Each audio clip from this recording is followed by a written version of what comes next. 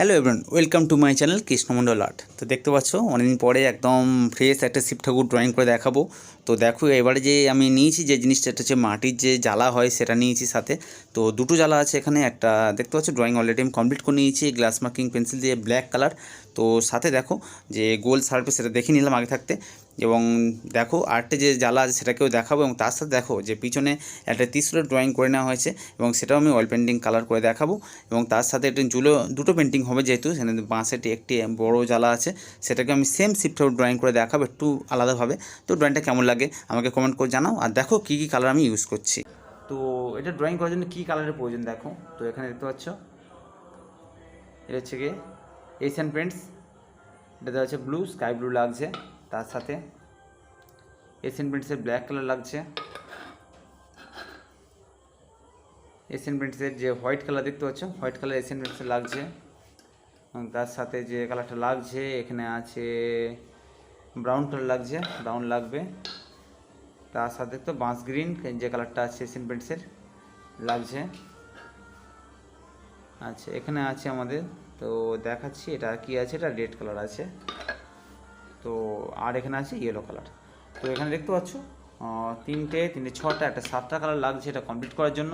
এবং step by step আমি করে দেখাবো, তোমরা এটা বাড়িতে ট্রাই করতে পারো। তো এখান থেকে নিশ্চয়ই তোমরা কিছু শিখতে পারবে। আর যদি ভালো লাগে লাইক করো, কমেন্ট করো, সাথে সাবস্ক্রাইব করতে ভুলবেন না। তো কালার করা যাক এবারে।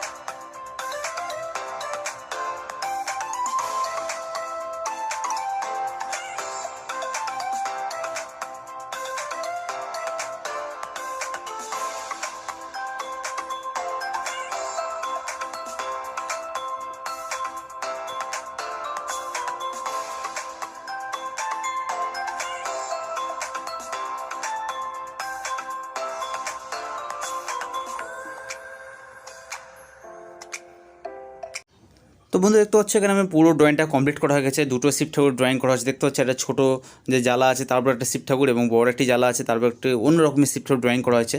তো তোমরা আমাকে কমেন্ট করে জানাও কোনটা সবচেয়ে ভালো লাগছে, এটা না এটা। তো আমাকে অবশ্যই কমেন্ট করে জানাবে কোন কাজটা বেশি ভালো লাগলো। এবং তার সাথে দেখো আমি তোমাদেরকে একটু ডিটেলে ভালো করে দেখাবার চেষ্টা করছি। তো দুটো খুব সুন্দর হয়েছে। এবং একটা কথা বলে রাখি, এটা প্লেন সারফেস নয়, এটা রাউন্ড সারফেস। তো রাউন্ড সারফেস ড্রয়িং করতে একটু বেশি কঠিন হয়, এটা তোমরা যারা করো অবশ্যই জানতে পারবে। তো দেখো এরপর যে কাজটা আছে, দেখো আমি এরপরটা ঘোরাচ্ছি, দেখো ঘুরিয়ে তোমাদেরকে দেখাচ্ছি। তো এখানে শিব ঠাকুর আছে দেখতে পাচ্ছ, এবং সাইডে যদি ঘোরানো যায় দেখো এখানে একটি বড় ত্রিশূলের ড্রয়িং করা হয়েছে।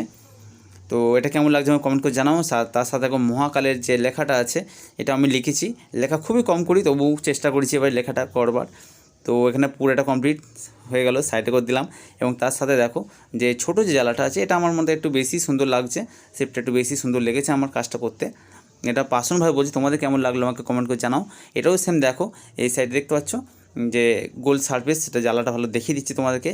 এবং তার সাথে দেখো দেখতে পাচ্ছ তো এখানে লেখা হয়েছে, আর সাথে শিব ঠাকুরের ত্রিশূলের ড্রয়িং করা হয়েছে। তো কাজটা কেমন লাগলো আমাকে কমেন্ট করে জানাও। আর যদি ভালো লাগে লাইক করো, কমেন্ট করো, শেয়ার করো, সাথে সাবস্ক্রাইব করতে ভুলবেন না ফ্রেন্ডস।